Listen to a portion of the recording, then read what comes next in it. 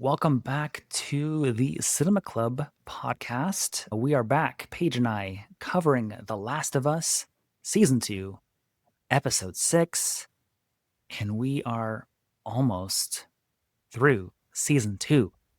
This episode, I felt really did a nice job opening up and exploring the theme of fatherhood and I guess the theme in general of parenthood and the complexities and the values and behaviors and traumas across generations involved. What were your thoughts jumping into introduction of Joel and Tommy as children and Joel and Tommy's dad? Yeah, so I thought that was a really good way of starting the show about parenthood, right? Because we don't really know much of Joel's background playing the game. So it was a really good background image of how he grew up, how him and Tommy's relationship was when they were younger, because he was always a protector. And I feel like they showed that so we could see that he's trying to be different than what his dad was, being a dad himself. So I really enjoyed the exposition of that episode a lot, just because we knew nothing about his past really before this. Yeah. No, I think that's well said. What I really enjoyed about it is that, like you said, a little peek into Joel's past that I think if they ever choose to explore another game, maybe a prequel with more of Joel and Tommy's story, or even like a TV show, maybe in the future. That this opening scene here in episode 6 really plays beautifully into either one of those narratives they choose to ever go that route. But I think also it adds a subtle but large emotional layer to Joel. It gives us a little bit more of an understanding of Joel's choices in both seasons 1 and 2. Joel is shown to be a protector from the very beginning here with Tommy. And we also see that protection, even way back as a kid, was often delivered through violence, which is something that we've talked about quite a bit on the podcast, because that's also how Ellie was introduced to Joel and a lot of what she carries from her relationship with Joel moving forward. Yeah, I agree with you 100%. It was definitely a needed situation for us to see for the episode to, I don't want to say play full circle, but it needed to happen. Otherwise, him being the father that he's supposed to be to Ellie wouldn't quite make enough sense. No, totally. The inclusion of Joel and Tommy's dad gave me a really great perspective on the why behind Joel's tendency to solve problems through violence. That was very much so how his dad went about solving problems. It showcased in this very small moment. What I really enjoyed too is that there is the aspect of moral progression. There's the potential to be and do better, even while struggling. And that progression is something that we get to see as an audience, multiple generations, just in this episode. Joel's dad really opens up to Joel in this opening moment where he's really doing the best with the tools that he knows and is familiar with. But in the process, he's shaping Joel's savior complex and moral compass as well. Yeah, I wish I could add more to that, but you said it perfectly. Thank you. I was going to ask, because this is like something that I almost missed, but it gives another perspective on the game and the show that Joel's watch turns out to be his father's watch was a really cool little detail that I really loved seeing. I did not pick that, but now it makes sense why it was like so important to him too. Yeah, I did not. I'm bummed that I didn't find that out. It's dark. They're sitting at this table, but I'm like, 98% sure it's the same watch 'Cause I remember him looking down and, like, adjusting it too with it, like, they wanted us to s because he has to go back to work. yeah. He only has a very limited amount of time back at Okay, home. I'll believe you until I wouldn't. Okay. I could be wrong, but I'm pretty certain it was the same No. watch, which, With again, really love that we got more of that backstory on Joel and then insight on what he values and why he values the things that he does. good way of saying it. I did not expect that scene, but I really appreciated it for what it was. When I was talking to some people about this episode, because I have a lot of people that are now watching it Very cool. while they're watching it, a few of them were like, "That episode was so boring." They were like they were not, like, captivated or captured or anything. They're just so Really? boring. They should have split all their flashbacks up throughout the season because they were like, you went from this episode of being intense at the end, like a cliffhanger, right? And then all of a sudden they go to this, which is super calm. It's a good energy. It's a little slow, but we all need that in a season. It's not super, Wasn't high action. um, That's fair. and they were like going off about it. I was like, you know what? It makes sense how you feel, but I don't know any other way that they would try to get in the flashbacks without doing it the way they did What were your thoughts out of in curiosity? general. The pacing and I guess the big picture takeaway. So I see what people mean by if they split up the flashbacks out the season to give more of a Mm, back without waiting until this episode we just watched. sure. It I think was super good. They played up each year. It was based off of Ellie, but it was for us to look back at Joel again, to miss him some more, Yes. to get that grieving, because it's playing up to next episode, which is supposed to be super high action, high revenge, high just like adrenaline. So I think they needed that break a little bit. Part I'm about to say is solely based off of Ellie slash Bella Ramsey, who plays Ellie. I was watching it and me and Kayla looked at each other and we're like, we absolutely love how Ellie plays young Ellie. It was amazing. I absolutely love that. It makes me want, okay, I'm just going off on a tangent now. No, It you're good. makes me think that I really don't like older Ellie, how she plays it, because I'm not getting that what I'm supposed to be getting. So I liked this little flashback because I enjoyed it so much and how she perceived the character. So I'm still on the fence about it. I'm going to be that nitpicky person. No, that's okay. But we looked at each other. She's not over here. I just keep looking that way. We looked at each other and we were like, wow, it does a phenomenal job. And it made me like the episode a lot more than I was expecting. But in a whole, the takeaway, I don't want to say it was my favorite episode, but it was adorable and captivating. It was really well created. I know we'll talk about later in the episode a certain sequence of events at the end. It was definitely a good, needed episode to tie in what's about to happen, if that makes any sense. No, definitely. It is interesting hearing some of the people that you talk to, their takeaways, your takeaway on this episode as well. For me, like, honestly, I was enraptured, I think is probably the word. Like, I was glued to the screen every single second in this episode. And it is by far my favorite episode of this season. I think it's for multiple reasons. I think you touched on it a little bit with Bella Ramsey's performance as a younger Ellie.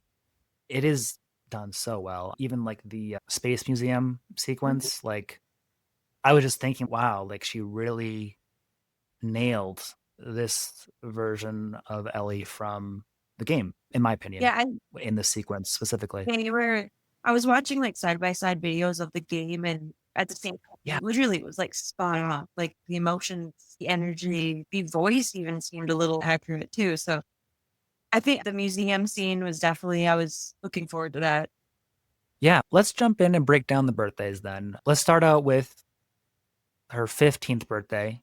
We have the whole sequence of Joel going to the bar, trading Legos for cake that Seth creates a delicious cake, but can't spell Ellie. I think two birthdays, 15 and 16, we get to see Ellie and Joel truly happy Mhm. in life, in their relationship with one another. We see the process of him creating this guitar, which I really appreciated that we got to see here in the TV show. Ellie's got to play me something. It's my fucking birthday. Come on, man. Let's see what you got. And I really loved Pedro Pascal singing, playing here. Made me very emotional. I think it was a very standout, iconic moment that we got here for Ellie's 15th birthday in the kitchen, eating cake and seeing Joel play. Yeah, it was definitely, you could see it was a very strong bonding moment that they had. Yeah. And the guitar and the singing was, it's pretty much iconic for game two. Like it's throughout the whole game. So Yeah. seeing that and like you said, creating that and him putting the moth in it, which he has no idea what the moth even means, but he's doing it anyways. It matters to Ellie. It's important to Ellie, so it's important to him. Exactly. Yeah. It was a very good bonding moment. Yeah. And you and I broke it down a few weeks ago, but very similar to when Ellie plays for Dina, Joel isn't performing here in this moment.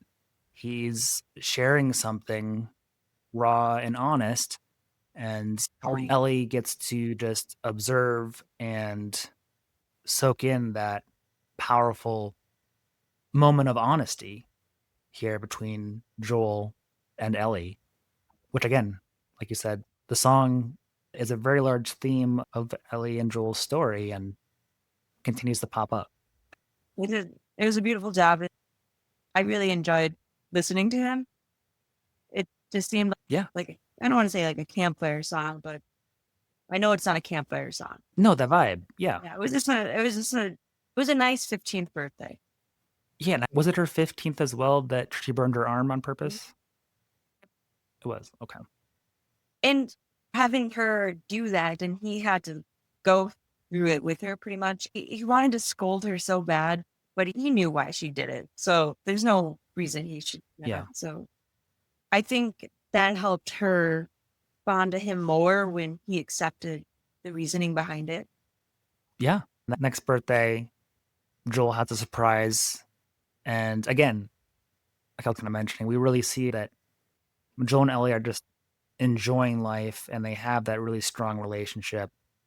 And maybe besides season one, where they're first starting off on their journey together, these are probably the best days that they have with one another. A lot of humor, joy, light adventure. Ellie's calling a litter of kittens a lauder. Joel's teasing Ellie about being in the Jesse. He's like, I have an eye for these things. And Ellie's like, I don't think you do.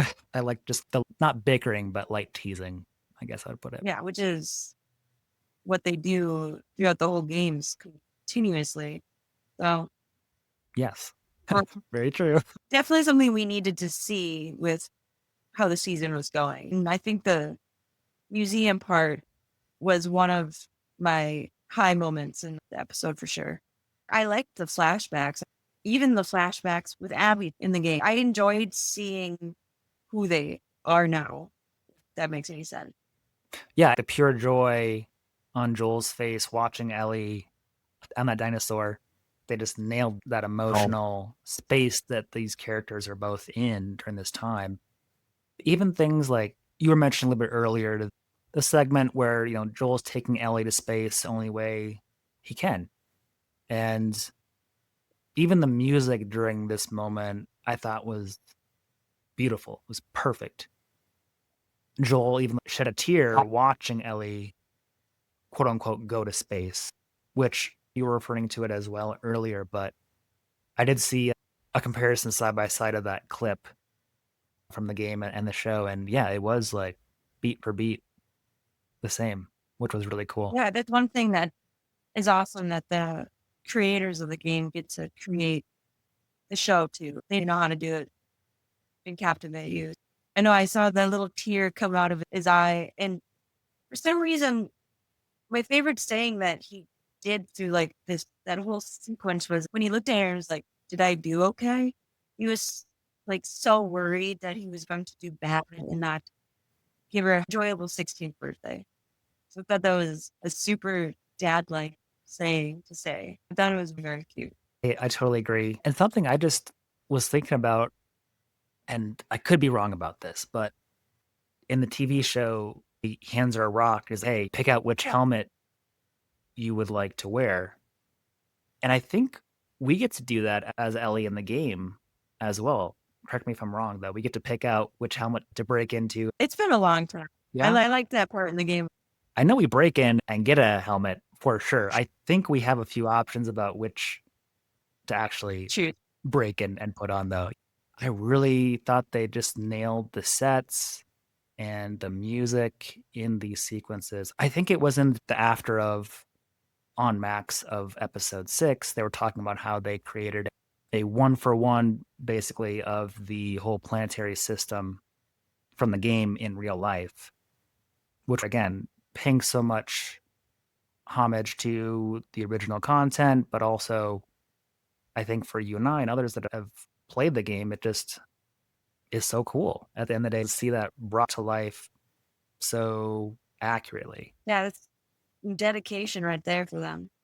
The post-apocalyptic, overgrown grass, brightly colored, sun through, and I don't know. It's got to be one of my favorite visual images is apocalyptic scenery. I guess it's maybe because I like apocalyptic movies so much. No, I'm right there with you. Whether it's like a book or show or a movie, game, I love post-apocalyptic stories, and I think you're onto something though because the Last of Us games are so visually beautiful that in the world of gaming, I would say it is top tier, in my opinion, when it comes to visuals on a gaming basis. So being able to say that is being represented and brought to life in a TV show is quite the feat, in my opinion, just because, yeah, very different medium. Yeah, and they duplicate everything so well too. That's good talent, good production team. What did you think about the 17th birthday? You took on a hard candidate to raise as a teenager. I like the relationship that they were building through this episode. How we get to see the tattoo being part of Ellie's like persona now. You don't really get to see that in the game. You just have it. Oh, yeah.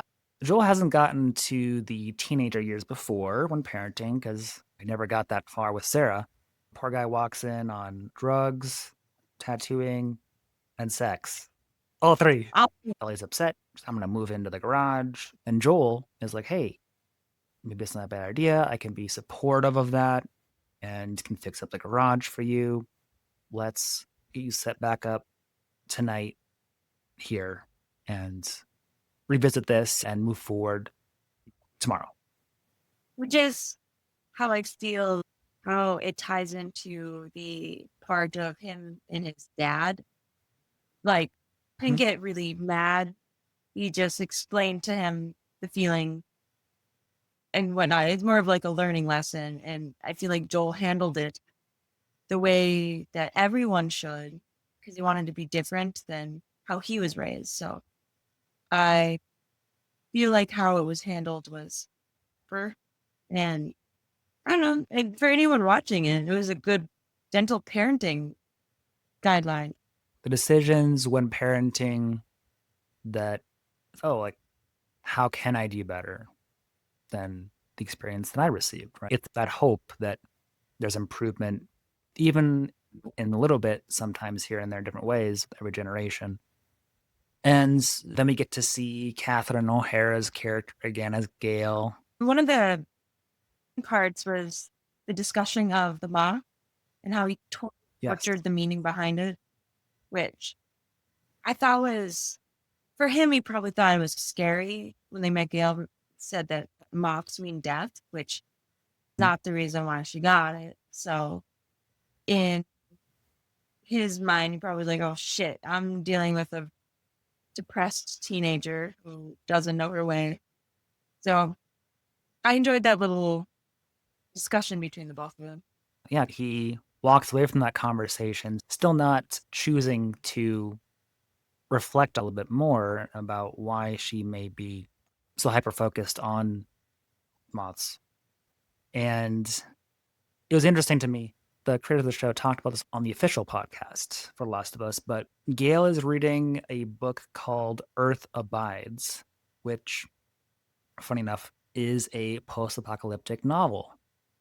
So here she is in the apocalypse, Reading them. drinking her drink and reading this novel. But I also appreciated that in the podcast, they talked about how at least one of the main characters, if not the main character of the book Earth Abides, inspired a character in the game called Ish. And Ish is the character that led the group that lived in the tunnels that Joel and Ellie traveled through in season one with Henry and Sam. So that was another little kind of fun tidbit connected to the book that the character of Gail is reading here in this situation. Yeah, I didn't really know that. That's a cool little, I don't want to say an Easter egg, but I love when Yeah, no, it is a cooler Easter egg for sure. shows or movies do those little things that you really have to focus on. And if you didn't know any of that, it went by my head. I just saw the book she was reading. I was like, oh, and then I'm done. Yep, to your point that you made a few weeks ago, like everything does have a purpose when it comes to TV. So, jumping into Ellie's 19th birthday, we see Joel wake her up in the morning on her birthday, and they're going to go on Ellie's first patrol together. Which is what she's been hoping for the past 3 years. So, a very good birthday present. But yeah, this is when shit went downhill. Yeah, because it does start out light. Again, they're starting out their little adventure outside of Jackson. But then when we do get into more of the serious situation at hand, Ellie's, hey, I'm your partner. Let's do this. And then I really enjoyed just seeing Joel and Ellie together in the woods, navigating with their rifles. I just thought it was like great synchronization with them as a team going into this situation. Yeah, 100%. When they're riding horseback along the trail, if you push pause when they come around a corner, you push pause, there's Ellie and Joel, and then behind them is a man in a plaid shirt. I was like, I think you forgot to step out of frame a little bit, but it didn't bother me. Little. I just thought it was funny. I didn't catch it. I think it's funny when they do that. But anyways, yeah, you could tell they were getting back in the groove like they used to when season started. So it was nice to see them work together. Yeah, we come upon Eugene. He's in Bitten, and he wants to see Gail, which the story of The Last of Us is a very human story filled with those little human moments. I thought it was so well done because Eugene is asking for Gail, and Jill says, Gail's going to be okay. I'll tell her that you went out, however you want. And Eugene is breaking down and he says, I need her last words for me. And again, I think that was just a very human moment for Eugene here. Yeah, it's definitely part of the story that we needed to see because we heard a lot about Eugene, but we didn't know anything really of him through the game and the show. Right. So I'm glad that they brought him in because we knew Joel did something to Eugene. I see the 2 point of views that Ellie's trying to do is to bring him back and then they could take him out. But I also see the protectiveness that Joel's going to do or anything happen. Huh. So I see the 2 sides of the story, but what would your vision be? Like, what would your moral compass drive you in? What decision would you make? Yeah. I mean, I think that Joel is going about the situation wrong, but he is following the rules. The rules are we don't bring back people that are bit. And Ellie's like, he has time. Again, the human moment there. Obviously, they've both been around people that have been bit before, but Joel is like, there's rules in place for a reason because who knows what's going to happen if we bring him back? Like, he could bite Gale. Mhm. Cordyceps could be like, oh, hey, there's a whole town here. Let's send them all affected. Yeah. You don't know what's going to happen there. I think that Joel is trying to go about things correctly, but makes a very fatal mistake here. I think I would have to be transparent with Ellie, though, either way, Yeah. and stick to that. Well, I always wonder what people would do in situations like this if they have two different options in the show. I'm like, what would you do? Obviously, he could have done it properly. We could explain to Ellie and be like, this is why we need to do this. We can't bring him back. Earl Right. Gale, what happened? But with Joel's background of trying to protect and I don't want to say hurt people's feelings, but protect them from their feelings too, which is Yeah. Joel did. And I get why he did it, but I didn't know exactly how they were going to go about it in the show. So there was definitely a good breaking point between Joel and Ellie, which is frustrating how she outed him, but Oh, sure. I'm glad she did it because she has a very, I was going to say like big heart, good moral. She's a human. She gets it. She just wants Gail to feel what happened to Eugene without lies. I had a different takeaway from that moment. Really? Was you? I did. Yeah. So, Joel's following the rules. He's trying to protect Ellie. He's trying to protect Jackson. But in doing so, he's making the mistake of lying to Ellie again. From Ellie's perspective, she's been suspicious, or maybe she's known and chosen to ignore.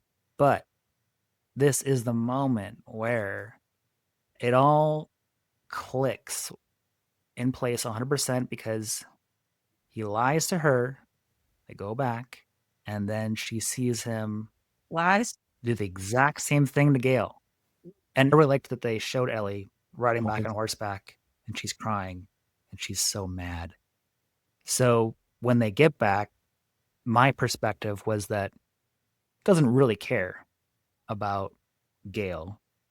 She cares that Joel has lied Mhm. and broken the trust that she had in him. And as a result, she's acting out of that frustration and not so much out of compassion for Gale in that moment. You're 100% right too. I think sometimes I react to shows how I would have personally done it, and then I am biased on that. But what you said is 100% exactly what happened. There's no other way of doing it because when she was explaining what Joel did to Eugene, she was looking directly at him too. She's like, you swore. And that line is a multifaceted line because it touches on a different moment, which he swore the one years ago is what she's referring to in that moment. The other quote I really loved was when Joel is leading Eugene out to that outlook. Eugene's freaking out. And he's like, I can't, I just want to see her face. I really want to see her face one more time. And again, I think it was a really small but meaningful peek into Joel because he says, if you love someone, you can always see their face, which I thought was really beautiful. Again, so many beautiful moments, but a really beautiful line because I think it gives us a peek into how he remembers Sarah in that moment because he's talking from experience. Yeah, this is exactly who I was thinking about when he said it. Yeah. So many beautiful moments. And after that, I liked how they replayed the next scene from Joel's perspective. Yes. That was a very smart move on the creator standpoint because we saw everything happen, but we were looking through Joel's eyes and seeing how he was feeling through the whole situation. Because apparently Uncle Grumpy has some issues he's gone through the past 9 months. What were your thoughts on the New Year's Eve scene for Joel's eyes?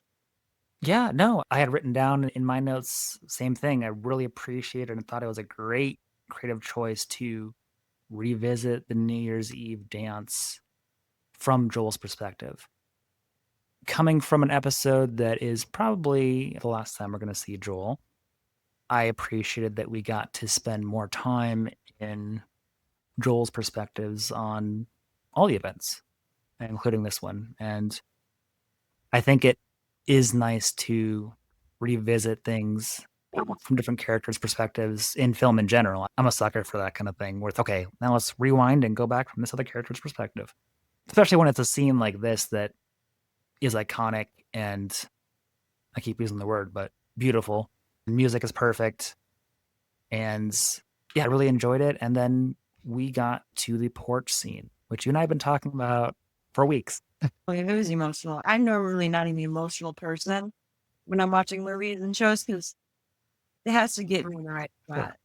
But I hear you. by the end of this porch scene, I had swelling up in my eyes. I'm like, oh, I was prepared, but also not prepared. And how you can tell those two have a very good connection outside of acting, which I've seen in interviews and stuff. They're just best.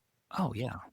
It was a very good character connection in that scene, from each word to each like emotion in their eyes. I was captivated that whole scene, but we can break it down too. I haven't rewatched it.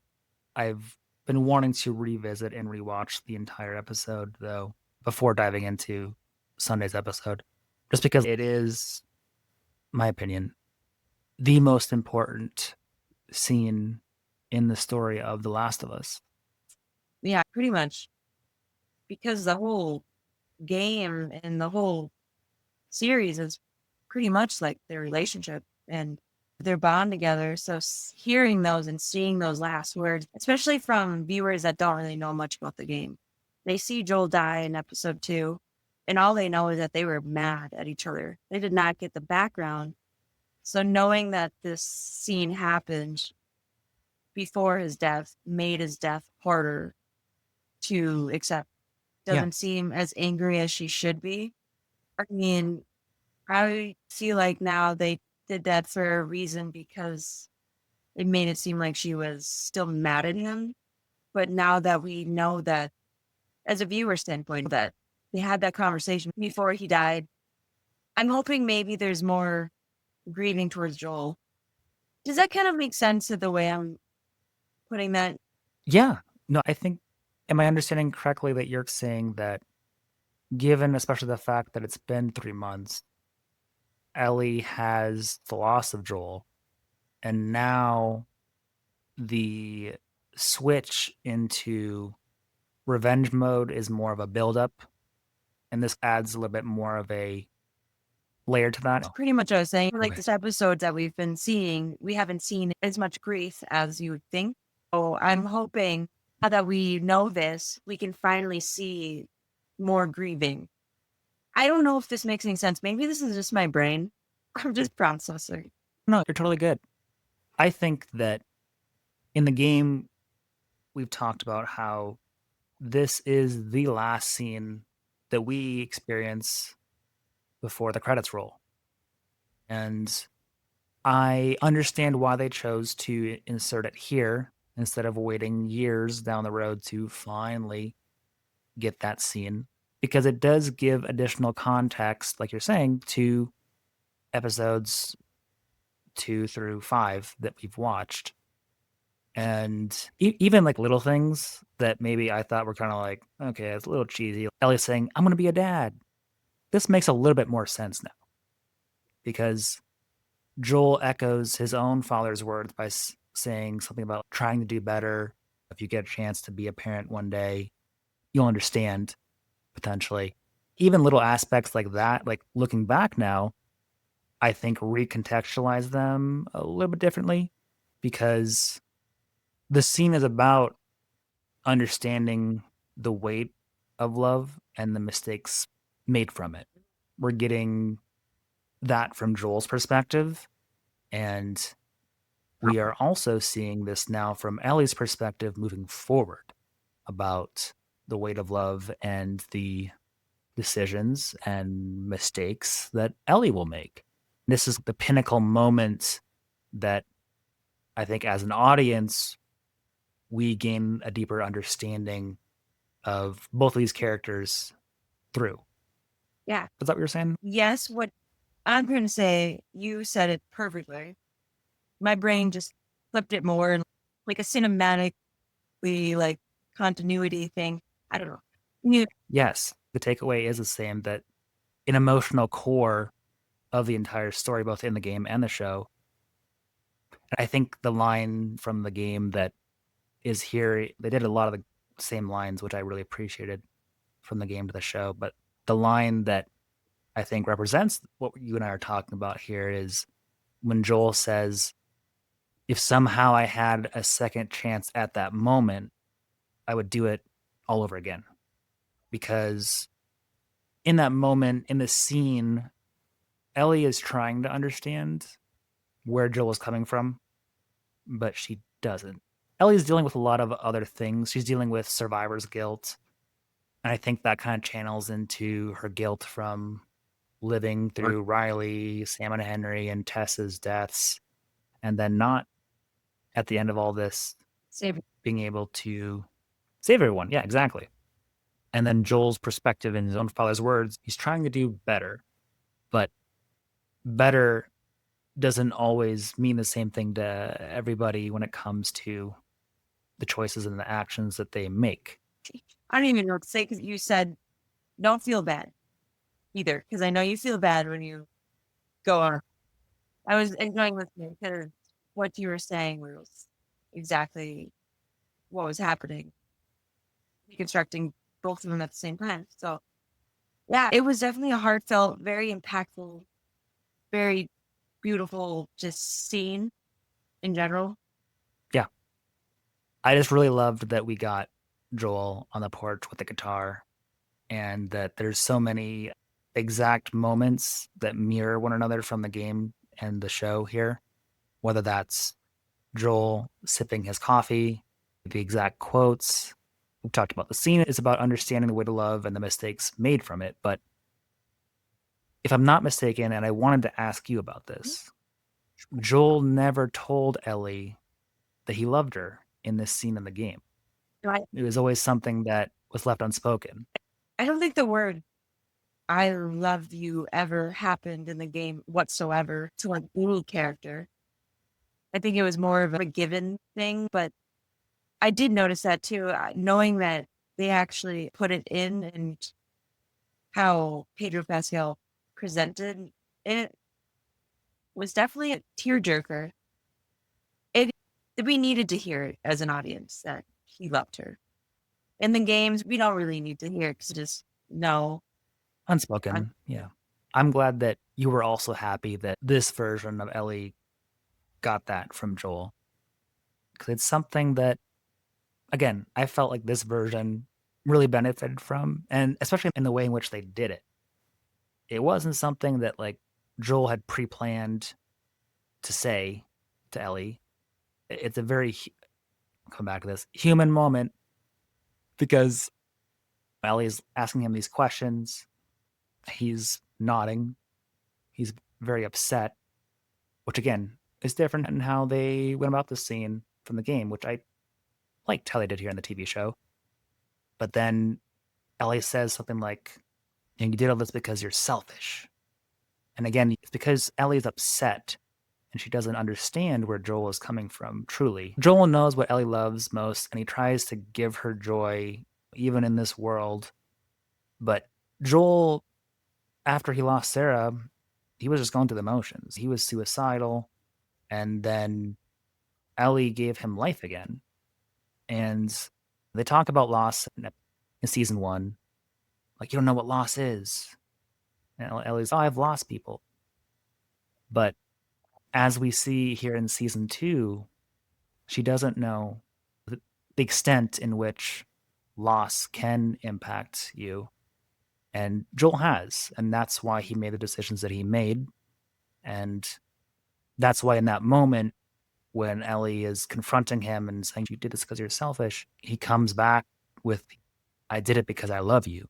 And again, I think that was just handled so well here in the show. Yeah, you don't need many words to prove something, and the script that was written was done to a point where you just didn't need a bunch of explanation. You just needed a head nod. You just needed your emotions, and it Yeah. was well done. Yeah, like you said, Bella Ramsey and Pedro Pascal, the relationship that they have when the camera's not on, I think definitely played a big role in how they were able to emotionally go about just nailing the porch scene. 100%. Doing it in this episode instead of waiting till the end makes a lot of sense. Like, it would be pointless to do it the very last episode of the finale on season 4. And especially knowing Right. that next episode is going to be more of the revenge tour. It's Yeah. going to affect the viewers, knowing that's the relationship they had. She tried to forgive him. You know that he really loves her. So I'm just ready for revenge tour. Yeah, it's definitely going to kick off next week. I heard that there will be a season 4. They're going to be needing to split the rest of the game up into 2 more seasons, is what I saw. I don't know if it's true, but we'll see. Yes, I did see that Craig Mazin, I wrote down the quote because I was like, I got to talk to Paige about this. He said, and this is via Collider, he said, I think there's a decent chance that season 3 will be longer than season 2, but certainly Yeah. there's no way to complete this narrative in a third season. Hopefully, we'll earn our keep enough to come back and finish it in a fourth. So I think they're going to make season 3 and see if they can greenlight a new season. So hopefully, if they do season 3 and they can't renew, they just don't end it properly. If HBO is like, sorry, then they're making a huge mistake. Obviously, Craig Mazin and the whole team have plotted out exactly what they want to try and cover in each season, and that includes a season 4 as well. There is literally so much more game left that I can't see that they wouldn't do that. Like, we barely made it through, I don't know, an hour of the game, and they split it into 7 episodes. Yeah, we're like, what, maybe 35% of the way through the game? Maybe? Maybe. Most of the second game, you play a lot of Abby, which I enjoy. I'm so mad that they're gonna start filming next year. I know. I'm like, man, they're really going to drag this out like House of Dragon as long as we can. They just wrapped up filming House of Dragon too, so that'll be next year. Just going to trade off every year. Yeah. What you said about that quote was good. If they want to make this Take their time. time just going, they made The Walking Dead. I think they can make 4 seasons of The Last of It. Yeah, while still avoiding the issues that started popping up with The Walking Dead, in my opinion. But yeah, the emotional beats, honest moments, moral complexities are what make The Last of Us show so powerful to me. And I think this episode did a wonderful job of including all of those aspects. And the episode ends with Ellie in Seattle in the rain walking to the theater. So the finale is definitely set up to be momentous. Correct. Put it that way. I'm super happy that they did the episode they did. I don't care what people say or my friends say. It wasn't slow. It was needed. It was an important episode to happen. It reminded me a little bit of season 1's episode 3 with Bill and Frank, where we get to revisit these characters every few years. The Last of Us show does an incredible job with that kind of episode structure. Yeah. I feel like they do the very strong, intense episodes very well, but I feel like they're slow, intimate, personal episodes. They hit pretty hard. Just like, Oh yeah, yeah. a little harder than actually getting hit. Yeah. But I would just there isn't a filler episode in The Last of Us TV show, for sure.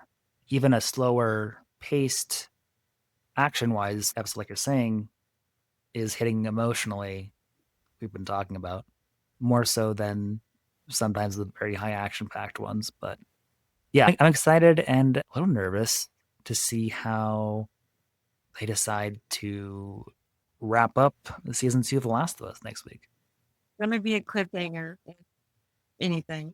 Yes, if it goes the way we think it might go, I think very much on the right track there. Well, one more episode. Go.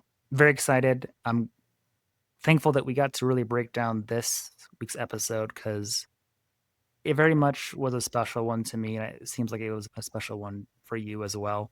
So I'm glad we got to spend a little extra time breaking it down. I enjoyed it. I love breaking down episodes with you. It's so fun to just be like, hey, I'm a little obsessed with this IP and it's being brought to life so beautifully. And I get to sit down and talk to somebody equally as immersed and passionate about it for an hour. So I appreciate your time. Oh, yeah. No problem. Thank you for tuning into this episode of the Cinema Club. If you would be interested in coming on the show in the future, please email us at thecinemaclubtcc@gmail.com. Also, if you have not yet already done so, I would encourage you to join the Cinema Club Facebook group at facebook.com/groups/thecinemaclubtcc, where we share what television series or films will be featured in upcoming episodes on the show.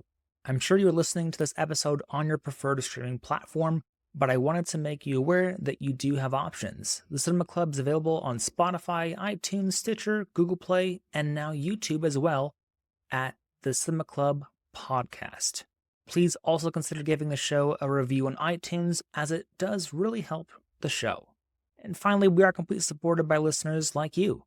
If you love the show, please consider visiting our website and clicking the Support This Podcast button. You can check that out at podcasters.spotify.com/pod/show/The Cinema Club. Your contribution of even 99 cents a month goes directly to maintaining and growing the Cinema Club podcast. Thank you so much to those of you who already financially do support the Cinema Club, and we will catch you on the next one.